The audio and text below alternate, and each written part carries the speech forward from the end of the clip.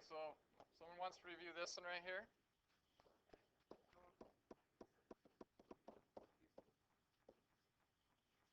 So it says write each expression below in factored form. If you notice on this one, you guys, if I'm going to write it in factored form, you'll notice that my middle term is a -1. Okay, my last term is a negative number, which means when I'm looking for two numbers I can multiply together and get a negative number. That means one's got to be positive and one's got to be negative, right? To get a negative number. And since the difference between them can only be one, it has to be two numbers right next to each other. So can you think of two numbers you can times together and get that? Maddie. 11 and -12 would be those two numbers. So x plus 11 and x minus 12 is the factored form of that, because 11 times -12 is a -132, and 11 plus -12 is a -1, which is the middle term. Okay, so 11 times -12 equals -132. 11 plus a -12 equals -1. That's that number. That is the coefficient of the x term. Okay? All right, so that's how you're doing those factored ones. Which one? Okay, let's look at 17. Well, 17 is very similar to this one. Number 17, you have x squared plus x minus 56. So you're looking for two numbers you can times together and get 56. Well, it's a negative number, so one's got to be positive, one's got to be negative. The difference between them has to be a +1 because the middle term is 1, right? So what's two numbers that are right next to each other that you can times together and get -56? Maddie. 8 and -7. X plus 8, x minus 7. Okay, because 8 times -7 equals a -56, and 8 plus -7 equals a +1. +1 is your coefficient of x term, and -56 is the last term, right? So x plus 8 and x minus 7 will give you those numbers. All you're trying to do is factor them. X plus 8, x minus 7 is the answer. Okay? You're just trying to put them in factored form. Okay?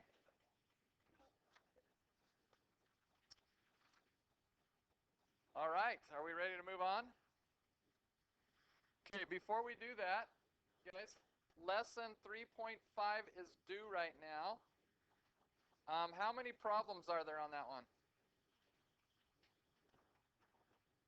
Guys, if you're looking at 18 or 21, 18 and 21 are similar. I'll do one of them with you right here.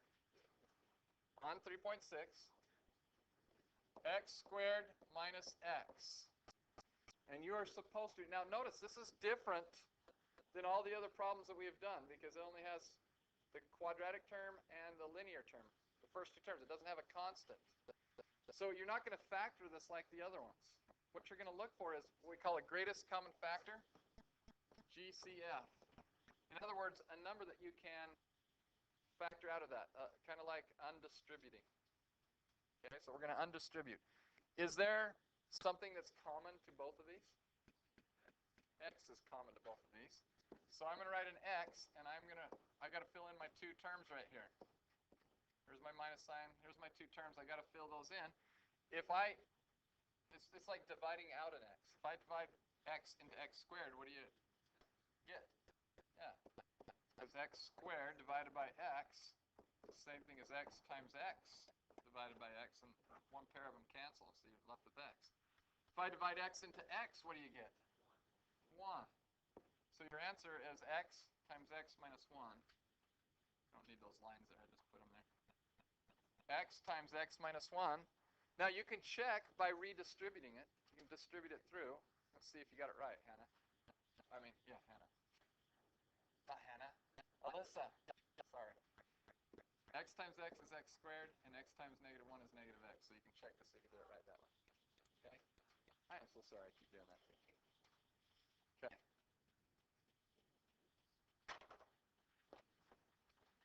What was that again? 2a, remember the formula is x equals negative b plus or minus the square root of b squared minus 4ac all over 2 times a. Are you talking about this 2 right here? That 2 right there? Well, we had the square root of 420. We broke it down as prime factors. We had a pair of 2's, a 5, a 3, and a 7, right?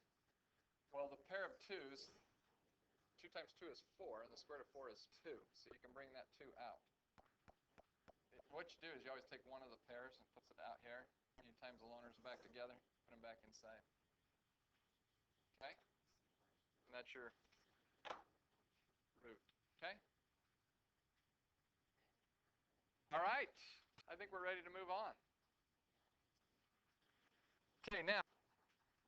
Okay, so our task, 3.7, we're going to do this task because it really brings everything together. I want you guys to focus.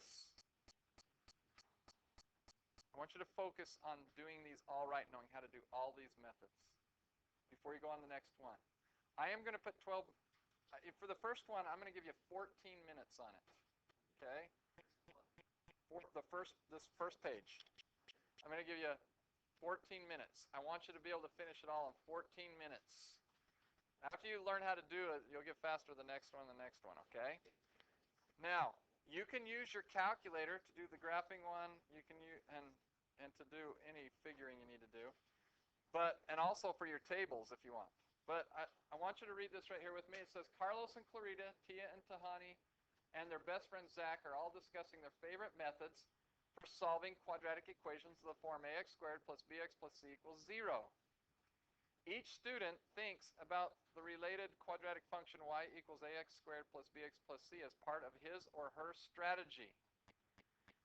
And it says, Carlos says, I like to make a table of values for x and find the solutions by inspecting the table. Okay, so Carlos is going to make a table of values. What's a table of values? Yeah, you're going to do this. And what is it you're looking for if you're trying to find a solution to this? What? Well, but we're looking for 2 specific coordinates. Because this, what do all these equations make, you guys? Say that again? Yeah, we're trying to find where the y's are 0. So we're looking for something like 3, 0.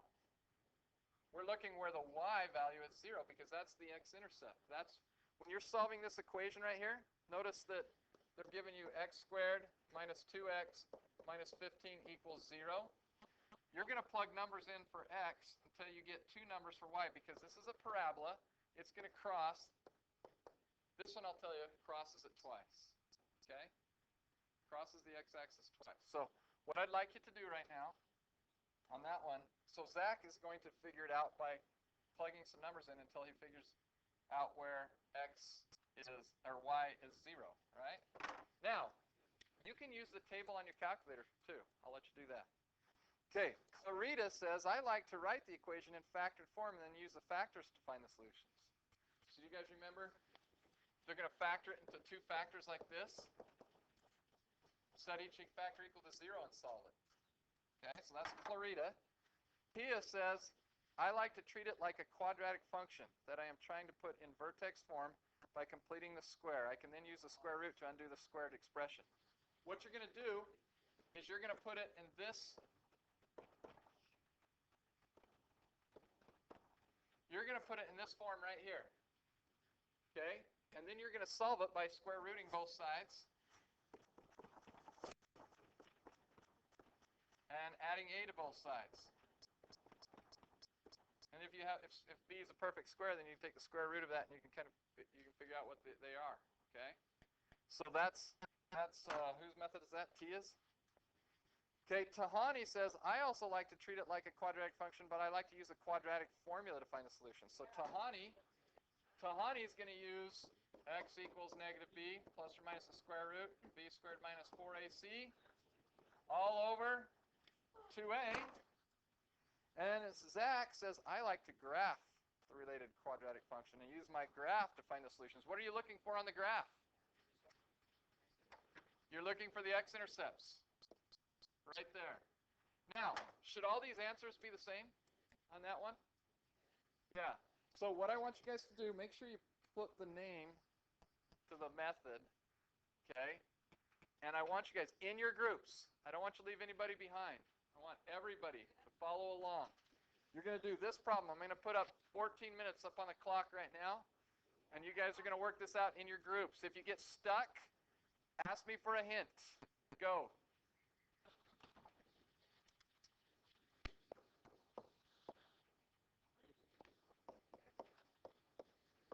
Okay, so, hey, did you see the 5 ways to solve a quadratic equation?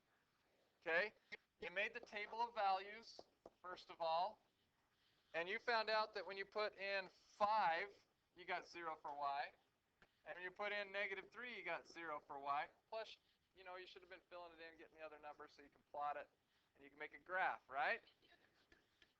Okay, yeah, I did this. When I did it myself, I started off by putting 0 in for x. And if I do that, I get -15. And then I went to 1, and I got -16, so I was going lower. I went to 2, and I got -15. So that tells me that's my vertex right there, right? Because I have -15, -15 on either side of it, 0 and 2. I kept going, because now I know it's going back up. I put 3 in and got -12. I put 4 in, I got -7. I put 5 in, and I got 0. There was my 0. And I knew I had to go back the other way, so then I did it again, but I went back, instead of going up positive numbers, I went negative numbers. I put -1 in and got -12, -2 in and got -7. I put -3 in and I got 0. There's my other x-intercept. So that was the first. That was doing it by Carlos's strategy, which was to make a table of values. Now, the next one, I didn't care if you graphed it in your calculator. If you graphed it in your calculator, you should have saw that it crossed at -3 and +5, and down here at -16, one -16 was where the vertex was, and it went up like this. And so you could see that it crossed at 5, 0 and -3, 0, right? We got that? Okay. Clarita's strategy.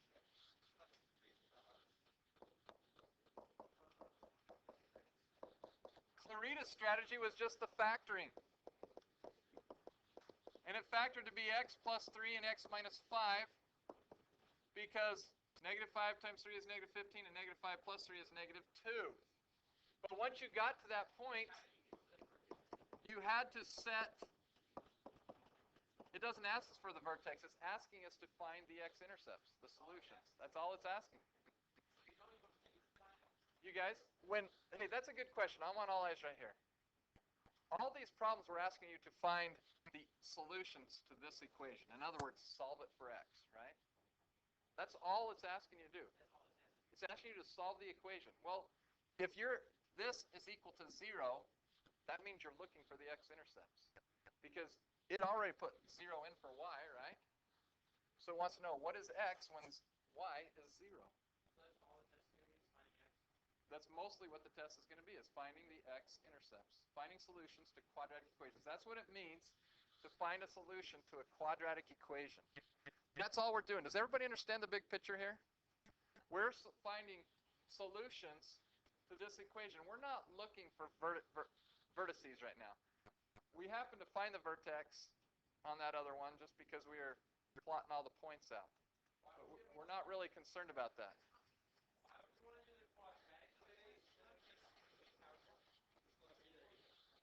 Why would we want to do it other ways? Okay, good question. Okay, listen, you guys. Let's talk about these different strategies. You guys got to quit talking. Listen. Why, the question Grant's asking is, why didn't we just do it Clarita's way? Because that was the easiest way, wasn't it? Right here, all you had to do is factor it, and then you get these two answers. Well, There's a couple of reasons why. Well, number one, I want you to know that there is more than one way to solve a quadratic equation. Okay? So you can look at it different ways. Sometimes the easiest way to solve it, this one definitely is the easiest way to solve it, is by factoring. Okay? But sometimes the easiest way to factor it is a quadratic formula. Sometimes, huh? Well, let me tell you another thing. Not all problems are factorable. Okay? What was Tia's way? Tia's way. I like Tia's way.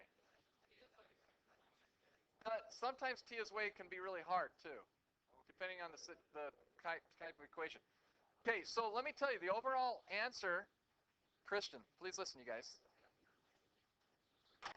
Okay, so the big picture here is sometimes it's best to do it Clarita's way. That's the fastest way. Most of the time, if it's factorable, you can do it Clarita's way, but you can't always do it Clarita's way because not all of them are factorable. Okay?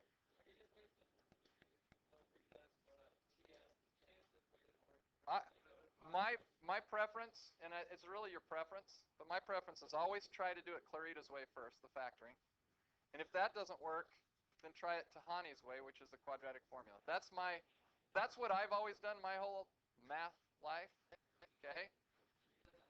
But sometimes, you know what? Honestly, I never thought about doing it Tia's way. I knew Tia's way, but I never thought about doing it on problems before.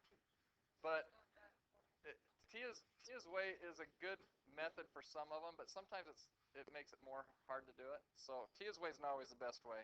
I actually think Clarita's way and Tahani's way are usually the best way. Sometimes you can put it in your calculator and see where it crosses the x-axis, but sometimes it doesn't cross right at two nice numbers. So that's why Tahani's way usually ends up being the best way. Okay? I don't think Carlos's way is a great way to do it because it takes time to do it that way. Okay? Hey, did you guys get Tia's strategy? Let me talk about Tia's strategy. Okay? I was impressed. I have to say this. I was impressed how many of you guys could do it Tia's way. There was a lot of you. Half of you guys in here already knew how to do it. Okay? Well, first thing you do is you group those two terms, and you add 15 to the other side. So you get x squared minus 2x plus a number right there that we're going to determine later, and you add 15 to the other side. That's A, B, C, right? Well, A was 1, B was -2, and C was -15, but we're going to move C to the other side because we want to get a perfect square on the left side. So we use that strategy of finding... What's the strategy called again? Well, this is using completing the square. Or putting it in vertex form. That means the same thing. Put it in vertex form, and then solving the equation. So, you guys, I take half of 2, which is 1, and I square it, and I get 1, right? No, well, it's half of -2 is -1, but when you square it, you get a +1, right? So, -1 squared is +1. But whatever you do to one side of the equation, you do to the other. Now, keep in mind, since I moved the 15 to the other side, I'm putting that number on the other side, so I add it.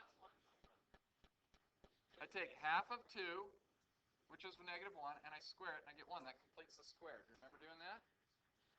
We did a whole bunch of problems on that. It was on the last test. Okay, this factors to be x minus 1 times x minus 1, because -1 times -1 is +1. -1 plus -1 is -2. And 15 plus 1 is 16. The short way of writing x minus 1 times x minus 1 is x minus 1 squared. And you get it to that point, it makes it really easy, because all you have to do is take the square root of both sides, and you get x minus 1 equals plus or minus 4. This is where most of you guys that messed up, you forgot about the plus and minus, right? What happened to that +1? That +1? You factored this. Two numbers you times together and get 1, and add together and get -2 are -1 and -1. So factored to be x minus 1 times x minus 1. Okay, so now I get to this point, I add 1 to both sides. And so I had 1 plus 4 is 5, and 1 minus 4 is -3. And there's your other two solutions right there. Okay, that was That was Tia's way. Now, Tahani's way. Tahani's way. Did you say you swear all these answers are the same? Isn't that amazing?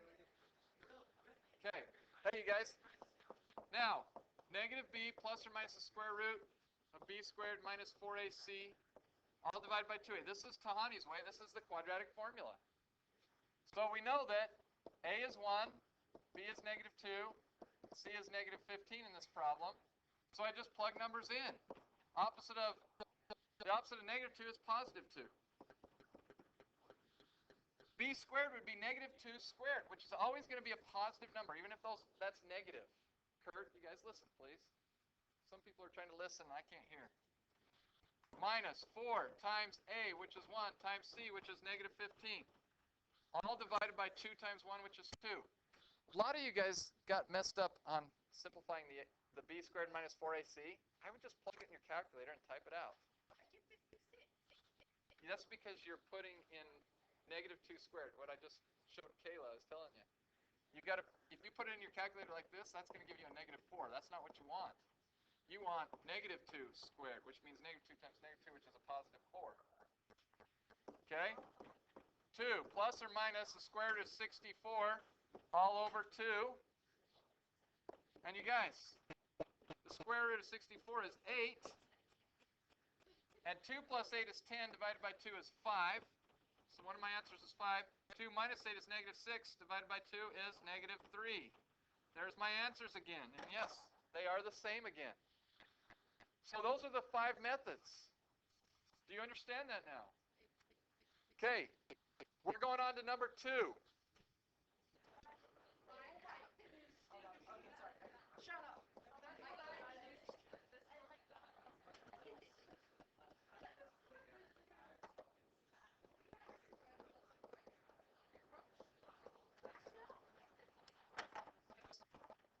Clarita's strategy, which is factoring, and Tia's, which is completing the square. So right here, you guys, the factors of 2 are 1 and 2. The factors of negative 12 are many. Negative 1 times 12, 1 times negative 12, 2 times negative 6, negative 2 times 6, negative 3 times 4, and 3 times negative 4, right? There's 6 of them. But I noticed that 2 times 4 is 8, and 1 times negative 3 is negative 3. They add up to 5, which is the middle term. So this is going to factor, let me show you. This is going to factor to be, I have the 1x and 2x. It doesn't matter which one I put it in. If I put the 2x here and the x there, or vice versa. Okay? I times the 2 by 4. So 2 and 4 cannot go in the same factor. So 4 has to go over in this factor, which leaves negative 3 right there. That's how you factor it, but then you solve it by setting each factor equal to 0 to see what makes it 0, because sometimes 0 is 0. I add 3, divide by 2, and I get x equals 3 halves, which is 1.5. And I minus 4, and I get negative 4. There's my 2 solutions, okay? Now, I'm going to show you completing the square method with this. So 2x squared plus 5x minus 12 equals 0. This seems to be the hardest one for you. Okay, you group the first 2 terms together and you factor out a 2. That gives me x squared plus 5 halves x plus something I'm going to complete the square with, and I'm going to add 12 to the other side. I factored out a 2. I factored out a 2, and when it did that, it just, if I multiplied 2 by 5 halves, it would be 5. So you know that's done right. Okay? Now, to complete the square, you take half of 5 halves. You guys, to take half of 5 halves, you just times 5 halves by 1 half. 5 times 1 is 5. 2 times 2 is 4. So you get 5 fourths. And then you square that. 5 squared is 25. 4 squared is 16. Now, at this point, most of you guys changed that to a decimal.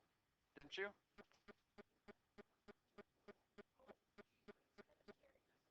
Okay? Well, I'm just going to write it like this. 25/16. Okay? Now,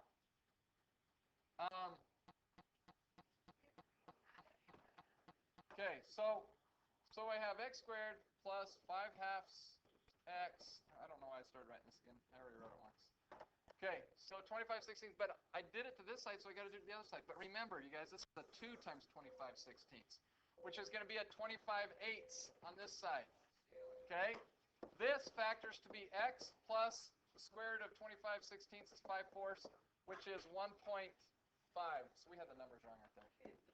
Okay, and if I times the top and bottom of this one by 8, I'm doing this kind of fast because we're in a hurry, but 8 times 12 is 96/8 plus 25/8. Okay, I get 2 times x plus 5/4 squared equals 121/8. I just got to solve it now by timesing both sides by 1/2 to get rid of that 2. That gives me x plus 5/4 squared equals 121/16. Square root both sides. Give me x plus 5/4 equals plus or minus. Sorry. Plus or minus 11/4. And then you minus 5/4 from both sides, and you can get your 2 answers. Hey, listen. This is what I want you to do. Skip the rest of the task and go on and do as many problems on the assignment 3.7 as you can do. Okay?